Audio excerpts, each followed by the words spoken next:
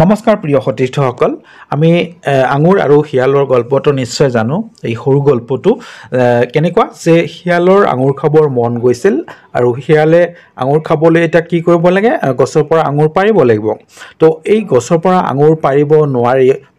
চেষ্টা কৰিও আঙুৰ পাৰিব নোৱাৰিলে এটা সময়ত ভাগৰি পৰিল আৰু ভাগৰি পৰাৰ পিছত শিয়ালে ক'লে যে এই আঙুৰটো টেঙা ঠিক তেনেদৰে আজি 2-3 দিনৰ পৰা এটা বিষয় চৰ্চাত আছে হেয়া হৈছে গৌৰৱ গগৈ ঈদৰ নমাজ পঢ়াক লৈ গৌৰৱ গগৈয়ে ঈদৰ নমাজ পঢ়িলেই জানো মুছলমান হ'ব এই কথাটো একেবাৰে অতি সাধাৰণ এজন ব্যক্তিও জানে যে নামাজ পঢ়িলেই মুছলমান নহয় আৰু পূজা কৰিলে এটা মন্দিৰত গৈ এটা সেৱা কৰিলেই হিন্দু হৈ নাযায় এয়া কিন্তু সাধাৰণ কথা সাধাৰণ জ্ঞানৰ কথা এই বিষয়টোক লৈয়ে ইমানেই চৰ্চা হৈছে যে একেবাৰে মুখ্যমন্ত্ৰীৰ পৰা আৰম্ভ কৰি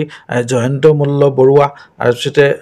বদৰুদ্দিন আজমল সাম্প্ৰদায়িক ব্যক্তিজনে কি ক'লে সেয়া আপোনালোকক এতিয়া শুনাম অলপ পিছতেই কি কৈছে আহকচোন চাই লওঁ তেওঁৰ ভাষ্য আগতে শুনি লওঁ বন্ধু বান্ধৱীসকল যদি এই চেনেলটোত প্ৰথম আহিছে তেন্তে এই চেনেলটো ছাবস্ক্ৰাইব কৰিবলৈ নাপাহৰিব প্লিজ লা ইলাহা ইল্লাল্লাহ পঢ়ি মুছলমান হৈছে এতিয়া কোনো হিন্দু মানুহে তাক ভোট দিব নালাগে নমাজ মুছলমান হৈছে আমি গ্ৰহণ কৰিছোঁ তাক ইছলামক এইটো নাৰে ভাই এইটো পলিটিকেল নমাজ আছিল পঢ়িছে আমি কৈছোঁ কলমা পঢ়িছে নমাজ মুছলমান হৈছে আমি গ্ৰহণ কৰিছোঁ তাক ইছলামক গ্ৰহণ কৰিছোঁ এতিয়া হিন্দু ভাইসকলে চিন্তা কৰিব লাগে যে গৌৰৱ গগৈ ছেকুলাৰ হিচাপে সকলে ভোট দি আছিল এতিয়া দিব লাগে না এতিয়াতো সি মুছলমান হৈ গ'ল মই ৰিকুৱেষ্ট কৰি আছোঁ হিন্দু ভাইসকলক গৌৰৱ গগৈ ভোট দিব নালাগে গৌৰৱ গগৈৰ ড্ৰামা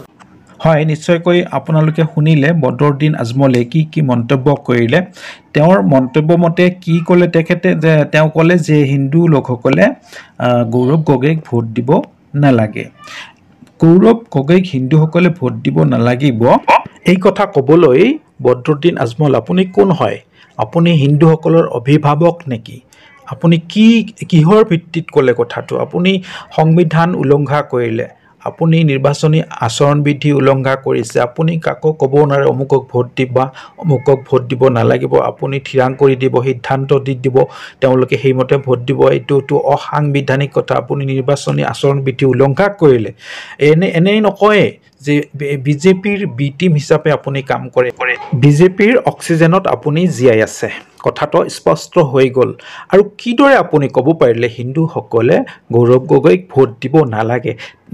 কিয়নো গৌৰৱ গগৈ মুছলমান হৈ গ'ল আপোনাৰ কথা মতে মুছলমান হৈ গ'ল মুছলমানক হিন্দুসকলে ভোট দিব নালাগে আৰু আপুনিওতো মুছলমান তেনেহ'লে আপোনাক কোনো হিন্দুৱে ভোট দিব নালাগিব এয়া ভোট হৈছে এটা গণতান্ত্ৰিক পদ্ধতি গণতান্ত্ৰিক প্ৰক্ৰিয়া তাৰ মাজেৰে ভোট গ্ৰহণ হয় বা ভোট প্ৰদান মানুহে কৰে ভোটাৰসকলে ভোট দিয়ে কোন কাক ভোট দিব সেয়া সম্পূৰ্ণ ভোটাৰসকলৰ নিজৰ ব্যক্তিগত স্বাধীনতাৰ কথা ইয়াত কোনেও হস্তক্ষেপ কৰিব নোৱাৰে ঠিক বদৰুদ্দিন আজমলৰ দৰে মুখ্যমন্ত্ৰী হিমন্ত বিশ্ব শৰ্মা ডাঙৰীয়াও কিন্তু ঠিক তেনেকুৱাই এটা ভাৱ দেখুৱায় ৰাম মন্দিৰ ৰামৰ ইমানেই ভক্ত দেখুৱায় ৰাম মন্দিৰখনকে হাইলাইট কৰি যেনিবা ভোট বিচৰাৰ এটা আহিলা হিচাপে ব্যৱহাৰ কৰি আছে আচলতে ইমান তলখাপৰ ৰাজনীতি কৰাটো উচিত নহয় ৰাজনীতি কৰিলে মূল্যবোধৰ ৰাজনীতি কৰিব লাগে আৰু উন্নয়নৰ কথা ক'ব লাগে নিৰ্বাচনৰ ইস্যুবিলাক কি কৰিব বিচাৰিছে সেইবিলাক ৰাইজৰ আগত দাঙি ধৰিব লাগে কিন্তু তাৰ বিপৰীতে দেখা গৈ আছে এই নেতাসকলে এজনে আনজনৰ বদনাম কোন ক'ত গ'ল কোন কি কৰিল কি খালে উঠা বহা ক'ত কৰিলে কোনে মছজিদলৈ গ'ল কোনে মন্দিৰলৈ গ'ল এয়া বিচাৰ্য বিষয় নহয় মই প্ৰথমতেই শিয়াল আৰু আঙুৰৰ কথা কৈছিলোঁ আঙুৰ পাৰিব নোৱাৰি শিয়ালে টেঙা বুলি ক'লে ঠিক তেনেদৰে গৌৰৱ গগৈৰ কোনোফালে বলে নোৱাৰি এইদৰে নেতাসকলে বিৰোধীসকলে কিন্তু বিভিন্ন বদনাম দিয়াৰ চেষ্টা এটা কৰি আছে কিন্তু সেয়াও কৰি তেওঁলোকে সাফল্যমণ্ডিত হ'ব নোৱাৰিব কিয়নো সাধাৰণ ৰাইজ সচেতন হৈছে সকলোৱে বুজি পায় এতিয়া কিন্তু ৰাজনৈতিকভাৱে প্ৰতিজন সাধাৰণ মানুহেই সচেতন কোনেও কাৰো কথাত ভোট নিদিয়ে যি কি নহওক পৰৱৰ্তী আন এটি ভিডিঅ'ত লগ পাম সকলোৰে মংগল কামনা কৰিছোঁ আৰু এটা অসমত সুস্থিৰ বাতাবৰণৰ সৃষ্টি হওক তাৰে কামনা কৰি বিদায় মাগিছোঁ ধন্যবাদ